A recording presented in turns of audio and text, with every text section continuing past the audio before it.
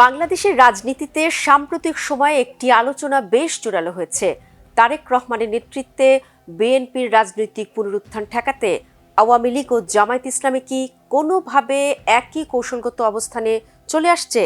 দর্শক, আপনাদের জানিয়ে রাখি, বিএনপির চেয়ারম্যান তারেক রহমান ঢাকা 17 এবং বগুড়া 6 থেকে নির্বাচনে প্রতিদ্বন্দ্বিতা করছেন।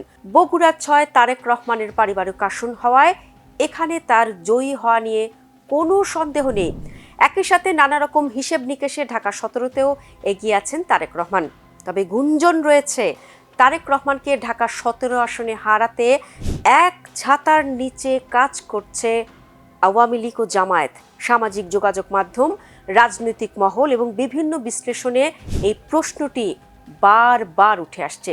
তবে বাস্তবতা কতটা রাজনৈতিক প্রচার সেটি বোঝার জন্যই বিষয়টি একটু বিশ্লেষণ করা প্রয়োজন। গুলশান, বনানী ও ক্যান্টনমেন্ট এলাকা নিয়ে ঢাকা 17 আসন গঠিত। আর এই গুরুত্বপূর্ণ আসনে এবার লড়ছেন বিএনপির চেয়ারম্যান তারেক রহমান। মূলত ঢাকা উত্তর সিটি কর্পোরেশনের 15, 18, 19 ও 20 নম্বর ওয়ার্ড এবং ঢাকা ক্যান্টনমেন্ট থানা এলাকা দিয়ে এই আসনটি সাজানো হয়েছে। এই আসনে একই সাথে আছেন সমাজের এলিট শ্রেণীর ভোটাররা, বিপরীতে খেটে খাওয়া শ্রমজীবী মানুষও। এই যে তারেক রহমানের কথা বলছি, তিনি কিন্তু এবার দুটি আসনে লড়াই করছেন, যেটি একটু আগে বলছিলাম। তবে ঢাকা 17 আসনকেই ভাইটাল আসন বলা হচ্ছে। তিনি কিন্তু রাজনৈতিকভাবে দীর্ঘদিনের আলোচিত নেতা। 17 বছরের নির্বাচন শেষে দেশে ফিরে সরাসরি নির্বাচনী পরিবেশে অংশ নিচ্ছেন, যা বিএনপির ভোটের সমীকরণে বড় ভূমিকা রাখতে পারে। আপনাদের জানিয়ে রাখি, তারেক রহমানের বিপরীতে এখানে শক্ত প্রার্থী দিয়েছে বাংলাদেশ জামায়াত ইসলামী।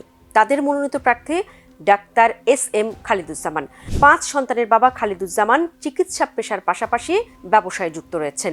এস.এম. খালিদুজ্জামান সম্পর্কে বিস্তারিত তুলে ধরার আগে দর্শক, আপনাদের একটি তথ্য জানিয়ে রাখি। তা হচ্ছে, এই আসনে বিএনপি জোটের পক্ষ থেকে প্রথমে আন্দালিব রহমান পার্থকে মনোনয়ন দেওয়া হয়েছিল, যিনি বাংলাদেশ জাতীয় পার্টি বিজেপির চেয়ারম্যান। তবে ভোটের মাঠের সমীকরণে দেখা যায় খালিদুজ্জামান এতটাই জনপ্রিয় যে এই সিট হাতছাড়া হয়ে যেতে পারে বিএনপির।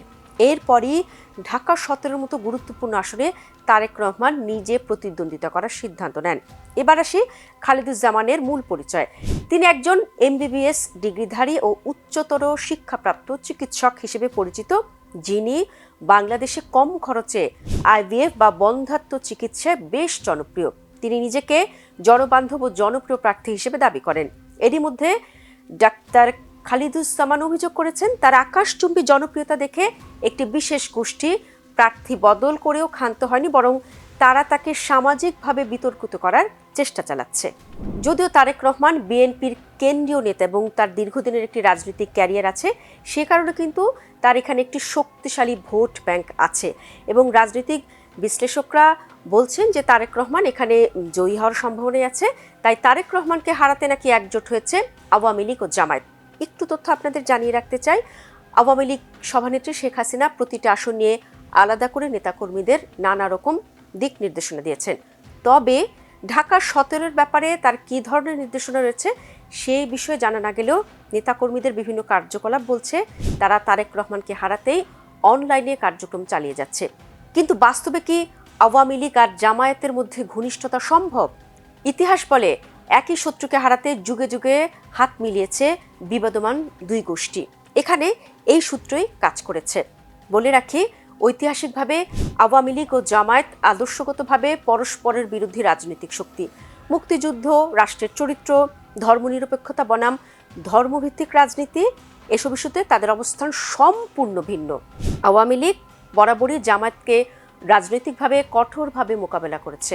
যুদ্ধাপরাধের বিচারের প্রশ্নেও আওয়ামী লীগের অবস্থান ছিল স্পষ্ট, যা জামায়াতের সংগঠন ও নেতৃত্বকে ব্যাপকভাবে দুর্বল করেছিল। এ কারণে সরাসরি রাজনৈতিক জোট বা প্রকাশ্য সহযোগিতা হওয়ার সম্ভাবনা বিশ্লেষকদের অনেকেই কম বলে মনে করেন। তবে রাজনীতিতে সরাসরি জোটের বাইরে পরোক্ষ স্বার্থ, সমীকরণ বা কৌশলগত মিল ঘটতে পারে এমন যুক্তিও শোনা যায়।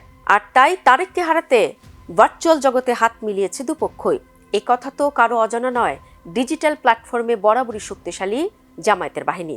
আরেকটি বিষয় এখানে উল্লেখ করতে চাই, অনেক সময় রাজনৈতিক প্রচারণায় কোনো ধারণাকে বড় করে উপস্থাপন করা হয়, যা বাস্তবে ততটা স্পষ্ট নয়।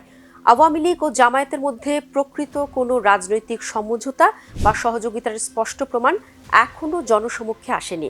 অনেক বিশ্লেষক মনে করেন এক হচ্ছে কথাটি আসলে রাজনৈতিক বর্ণনা বা প্রচার, যার উদ্দেশ্য সমর্থকদের উদ্বুদ্ধ করা বা প্রতিপক্ষকে সন্দেহের মধ্যে ফেলা। দিন শেষে জামায়াত বর্তমানে নিজেদের রাজনৈতিক অস্তিত্ব টিকিয়ে রাখতে চাইছে। তারা সরাসরি বিএনপির উপর নির্ভর না করে নিজেদের স্বতন্ত্র অবস্থান তৈরি করার চেষ্টা করতে পারে, এমন বিশ্লেষণ রয়েছে। তবে সেটি আওয়ামী লীগের সঙ্গে কোনো বোঝাপড়ার ফল নাকি দলটির নিজস্ব কৌশল, তা এখনো নিশ্চিত করে বলা যাচ্ছে না।